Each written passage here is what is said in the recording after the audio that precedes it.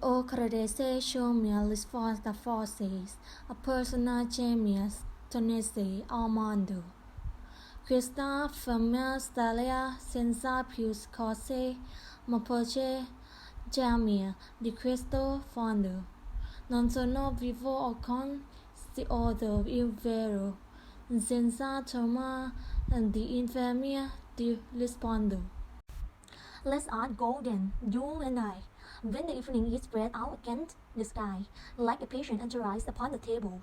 Let's art go through certain half-desert streets, the muttering retreats of less rest night in one night shift hotels, and soundtrack the restaurant with oyster shells. Streets that follow like a tedious argument of insidious art's intent to lead you to an overwhelming question. Oh, do not ask what is it? Let us go and make our visit. In the room, the women come and go, talking of Michelangelo. The yellow fog that lapped its black upon the window panes, the yellow smoke that wrapped its muzzle on the window panes, reeked its tongue into the corners of the evening, licked upon the pools that stand in them. Let fall upon its back the soot that fall from chimneys, slip by the terrace made a swift leaf, and seeing that it was a soft October night, caressed one about the house and fell asleep. And indeed there will be times, for the yellow smoke that lies along the street, lapping its back upon the window panes. There will be time, the people are afraid to meet the fate that you meet. There will be a time to murder and fake create, and time for all the work and day of hands that lift and drop a question on your plate. Time for you and time for me, and time for yet for 100 indication, and for 100 vision and revision, before the talking of our toast and teas. In the room, the women come and go, talking of Michelangelo. And indeed there will be times to wonder, do I dare, and do I dare? Time to turn back and descend the stair, with a bald spot in the middle of my hair. They will say, how his hair is growing thin. My morning coat, my collar mounting from me to the chin. My necktie is and modest, but answered by a simple pin. They will say, but how his arms and legs are thin. Do I dare disturb the universe?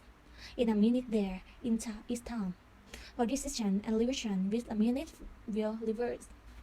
For I have known them, and already have them all, have known the evening, morning, afternoons. I have measured out of my life with coffee spoons. I know the voice dying with a dying form, beneath the music from a farther room. So how should I place them?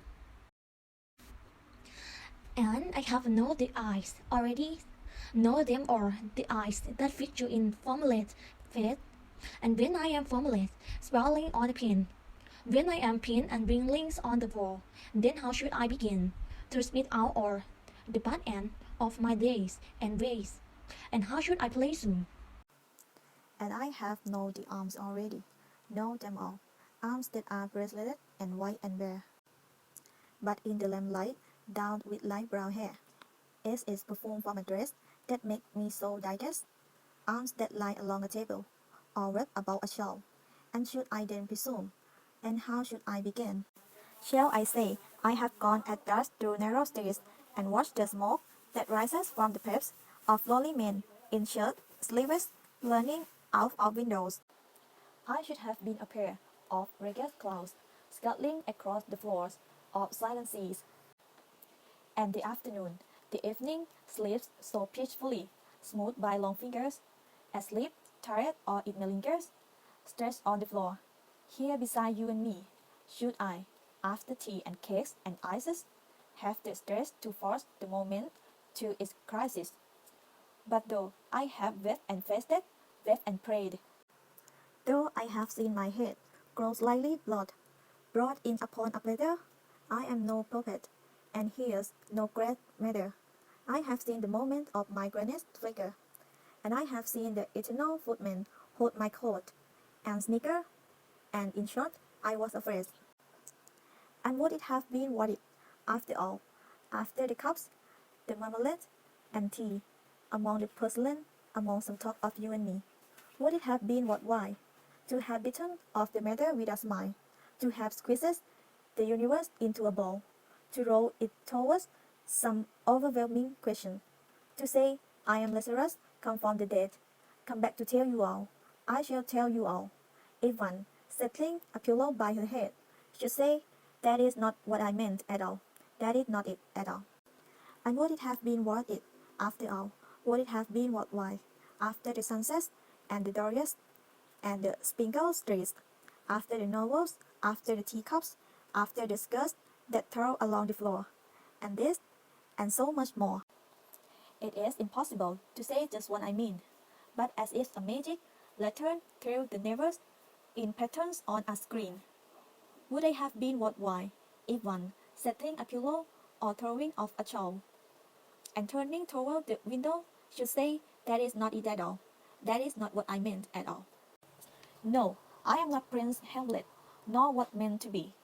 I am an attendant lord, one that will do, to swell a progress, start a scene or two, advise the prince, no doubt, an easy tool, differential, glad to be of use, politic, cautious, and meticulous, full of high sentence, but a bit obtuse at times.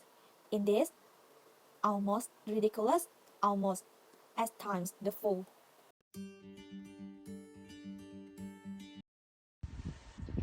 Line 1 to 12.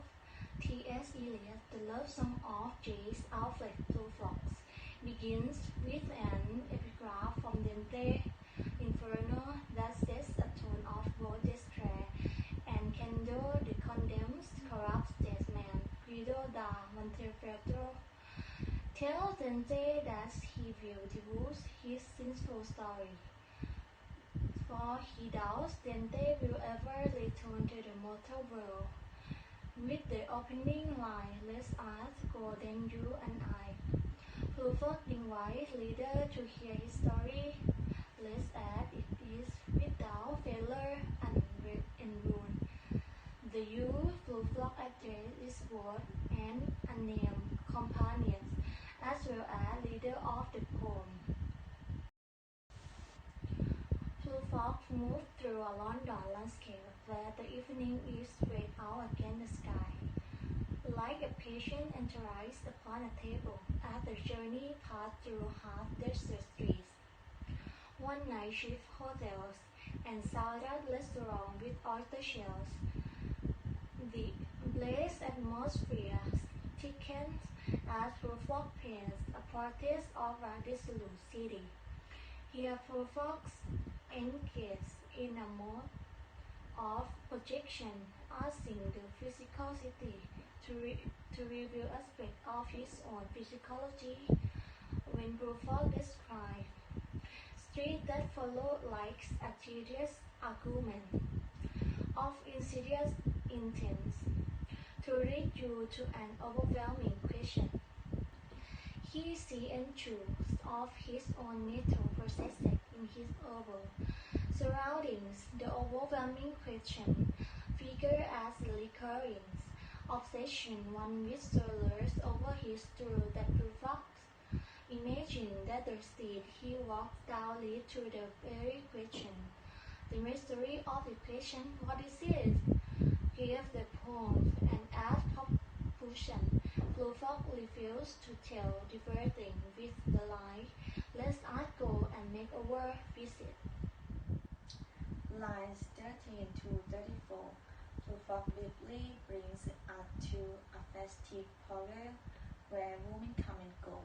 Talking of Michelangelo, this location seems to be the wisest, but is profligating, for his attention returns to an outdoor scene, in which a yellow cat like smoke rubs its back upon the window panes. Prufrock falls into a meditation, reminding himself that in this there will be time. He does not say why he deserves such consolation, nor is it clear what he deserves to do with time. For Prufrock's aims are scattered and abstract. Times to be fair, a face, to meet the face that you meet. Time to murder and create, and time yet for 100 indecisions. He has limited time to act, but he deserves more time and brighter and revise.